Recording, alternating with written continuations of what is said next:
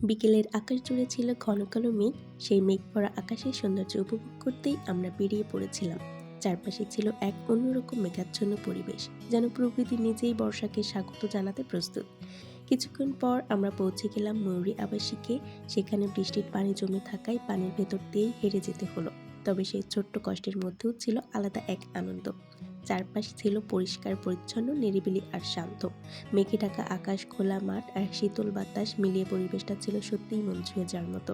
তারপর আমরা এখানে ছোট পার্কের ভেতরে গেলাম, কিছুক্ষণ হাঁটাহাঁটি করে পরিবেশটাকে আরো উপভোগ করলাম। এরপর আমরা পানির ওপর তৈরি একটি ভাসমান জায়গায় গিয়ে কিছুক্ষণ ছবি তুললাম।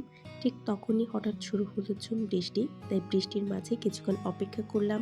চারপাশে শুধু বৃষ্টির শব্দ আর প্রকৃতির অপূর্ব সৌন্দর্য। মুহূর্তটা যেন আরো বেশি সুন্দর হয়ে উঠেছিল।